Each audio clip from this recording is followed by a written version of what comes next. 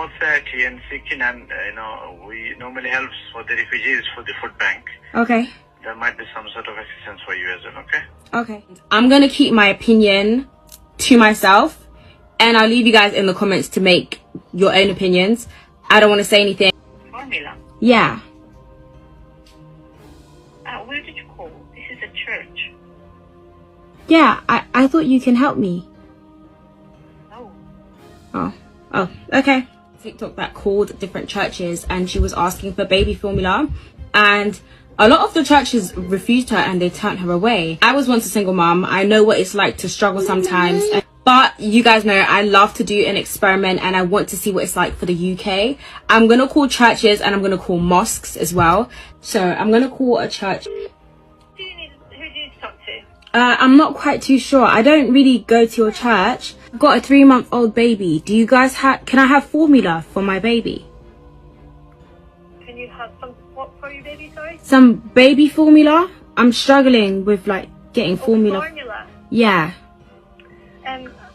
We're not, are you thinking we're a food bank? Because we're a church. We don't have that kind of thing. Oh, okay. I just wanted to, okay. All right. Thank you. I just thought you could help. Please leave your messages after the tone.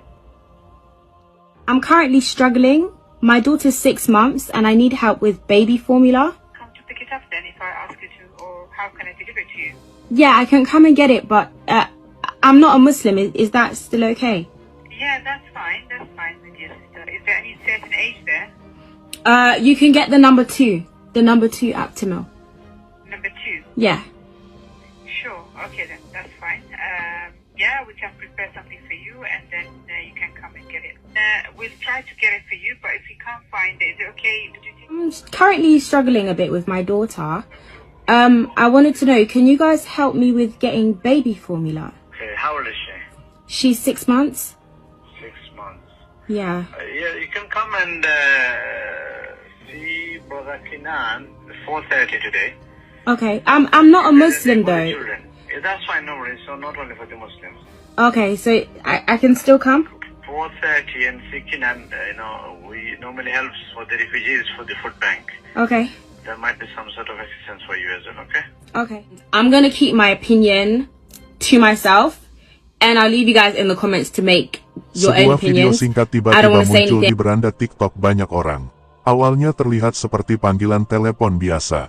Seorang perempuan menghubungi kantor gereja dengan suara yang terdengar ragu. Ia memperkenalkan diri sebagai seorang ibu muda yang sedang kesulitan. Ia mengatakan bayinya kehabisan susu formula. Malam itu, ia tidak tahu harus mencari bantuan kemana. Dengan nada pelan, ia bertanya apakah gereja bisa membantu menyediakan susu bayi. Ia menegaskan bahwa ia tidak meminta uang, hanya butuh susu untuk anaknya. Orang di seberang telepon terdengar terdiam beberapa detik. Lalu menjawab dengan nada sopan, tapi terdengar ragu. Ia mengatakan bahwa bantuan biasanya harus melalui prosedur tertentu. Dan kantor gereja sudah hampir tutup saat itu. Perempuan itu tetap mencoba menjelaskan kondisinya. Ia berkata bahwa bayinya menangis karena lapar. Dan ia merasa sangat panik karena tidak punya persediaan susu di rumah. Ia berharap masih ada cara agar bisa mendapatkan bantuan malam itu juga. Jawaban yang ia terima tidak langsung seperti yang ia harapkan. Ia diminta untuk datang ke kantor di hari berikutnya, atau menghubungi bagian administrasi di jam kerja. Mendengar itu, suara perempuan tersebut terdengar semakin lemah. Percakapan itu berakhir tanpa solusi yang jelas. Namun perempuan itu tidak berhenti sampai di situ. Ia kembali menghubungi gereja lain di wilayah berbeda, dengan pertanyaan yang sama, dan cerita yang sama. Beberapa gereja merespons dengan nada lebih ramah. Ada yang menyarankan untuk datang langsung ke lokasi. Ada juga yang menyebutkan adanya program bantuan, tapi tidak bisa segera diberikan. Namun tetap saja, bantuan darurat malam itu sulit didapatkan. Potongan-potongan panggilan ini kemudian disatukan dalam satu video. Video tersebut diunggah ke akun TikTok sang kreator.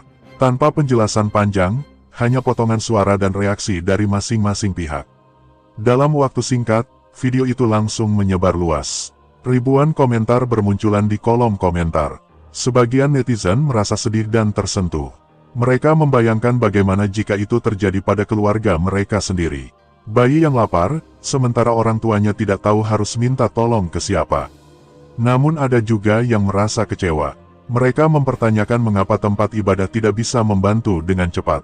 Banyak yang menilai seharusnya bantuan darurat bisa diberikan tanpa prosedur rumit. Perdebatan pun mulai muncul di media sosial. Video itu tidak hanya viral di TikTok. Cuplikannya menyebar ke Instagram, Facebook, dan Twitter. Beberapa akun besar ikut membagikan ulang video tersebut. Bahkan media online mulai menulis tentang kejadian ini. Judul-judul berita mulai bermunculan, tentang seorang ibu yang kesulitan mencari susu untuk bayinya, tentang respons gereja yang dianggap terlalu birokratis, dan tentang pertanyaan besar soal kepedulian sosial di tengah masyarakat modern. Di sisi lain, beberapa gereja yang muncul dalam video mulai memberikan klarifikasi. Mereka mengatakan bahwa prosedur ada untuk memastikan bantuan tepat sasaran, dan untuk mencegah penyalahgunaan bantuan sosial. Namun klarifikasi itu tidak langsung meredam perdebatan. Publik sudah terlanjur terpecah dalam dua kubu. Ada yang membela gereja dan memahami aturan yang ada. Ada pula yang tetap menilai bahwa kondisi darurat seharusnya ditangani secara cepat. Diskusi panjang terjadi di berbagai platform. Sementara itu, sosok perempuan dalam video tetap menjadi tanda tanya. Tidak banyak yang tahu siapa sebenarnya dia. Tidak ada informasi jelas tentang alamat atau kondisi keluarganya. Yang terlihat hanya suara dan cerita singkat dalam panggilan telepon. Banyak orang yang mulai bertanya-tanya, apakah cerita itu benar-benar nyata, ataukah ini hanya bagian dari konten media sosial? Pertanyaan itu semakin kuat seiring semakin banyaknya video lanjutan yang muncul. Beberapa hari setelah video pertama viral, perhatian publik masih belum reda. Jumlah penonton terus bertambah, komentar terus berdatangan setiap menit, dan tekanan terhadap pihak-pihak yang terlibat semakin besar. Di tengah kehebohan itu, satu hal menjadi jelas. Video ini telah berhasil menggugah emosi banyak orang, mengangkat isu tentang bantuan sosial dan kepedulian, serta memperlihatkan betapa cepatnya sebuah cerita bisa menyebar di era digital. Namun belum ada yang tahu saat itu, bahwa semua ini hanyalah awal dari cerita yang lebih besar. Karena di balik video tersebut, tersimpan fakta yang belum diungkap ke publik. Dan fakta itulah yang nantinya akan mengubah cara orang memandang seluruh kejadian ini. Beberapa hari setelah video pertama viral, kreator yang membuat panggilan telepon itu akhirnya angkat bicara. Ia mengunggah video lanjutan dengan wajah yang terlihat lebih serius.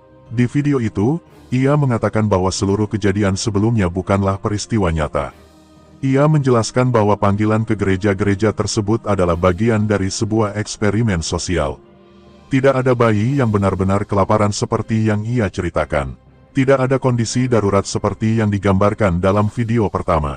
Semua skenario dibuat untuk melihat bagaimana respons lembaga keagamaan saat menerima permintaan bantuan mendesak. Pengakuan itu langsung menimbulkan reaksi baru di media sosial. Sebagian netizen merasa lega karena tidak ada bayi yang benar-benar menjadi korban.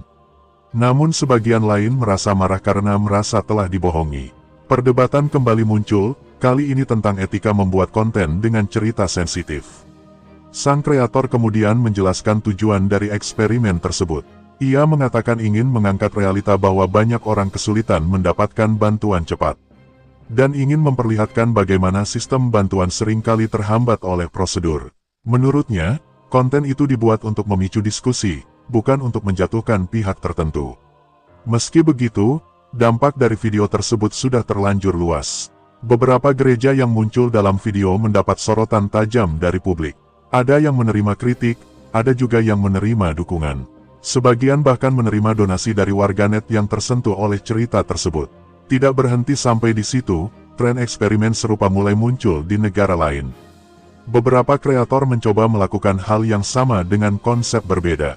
Salah satu yang paling menyita perhatian adalah eksperimen serupa yang dilakukan di Inggris. Kali ini, sasaran panggilan bukan hanya gereja, tetapi juga masjid dan lembaga sosial lainnya.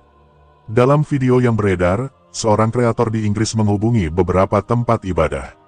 Ia juga mengaku sebagai orang tua yang sedang kesulitan mendapatkan makanan untuk anaknya. Nada suaranya dibuat penuh kepanikan dan terdengar sangat meyakinkan. Pertanyaannya tetap sama, apakah ada bantuan yang bisa diberikan saat itu juga? Respons yang terekam dalam video cukup beragam. Beberapa tempat langsung menyarankan untuk datang ke lokasi. Ada yang menawarkan makanan dan kebutuhan dasar. Namun ada juga yang tetap mengarahkan ke lembaga bantuan resmi dengan jadwal tertentu. Video dari Inggris itu pun kembali viral. Netizen mulai membandingkan hasil eksperimen di Amerika dan di Inggris. Diskusi bergeser ke perbedaan sistem sosial dan budaya tolong-menolong. Banyak yang menilai bahwa respons cepat sangat penting dalam kondisi darurat. Di sisi lain, para ahli media mulai mengingatkan tentang bahaya konten eksperimen sosial. Mereka menyebut bahwa konten seperti ini bisa memicu kesalahpahaman publik dan berpotensi merusak kepercayaan terhadap lembaga sosial yang sebenarnya bekerja membantu masyarakat. Apalagi jika potongan video tidak menunjukkan keseluruhan konteks. Beberapa pihak dari tempat ibadah juga menyampaikan keberatan. Mereka merasa tidak adil jika dinilai hanya dari satu percakapan singkat, karena dalam praktiknya, bantuan sering memerlukan verifikasi agar tepat sasaran. Dan prosedur itu dibuat untuk melindungi semua pihak. Meski menuai pro dan kontra, eksperimen ini tetap menyisakan satu pertanyaan besar. Seberapa siap masyarakat dan lembaga sosial dalam menghadapi kondisi darurat nyata? Dan seberapa cepat bantuan bisa benar-benar sampai kepada mereka yang membutuhkan? Pertanyaan itu terus dibicarakan di berbagai forum dan media. Bagi sebagian orang, video ini menjadi pengingat bahwa masalah sosial tidak bisa diselesaikan hanya dengan konten viral.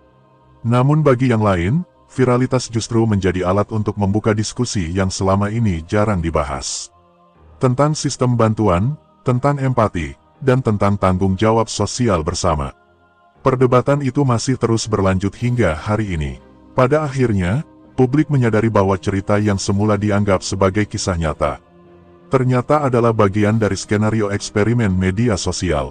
Bukan untuk menipu semata, tetapi untuk memancing reaksi dan perhatian. Namun dampaknya tetap nyata bagi banyak pihak yang terseret dalam sorotan. Dan dari kejadian ini, satu pelajaran penting pun muncul. Di era digital, tidak semua cerita yang terlihat menyentuh adalah kejadian sebenarnya. Namun isu yang diangkat bisa jadi mencerminkan masalah nyata di masyarakat. Itulah mengapa, bijak dalam menyikapi konten viral menjadi semakin penting.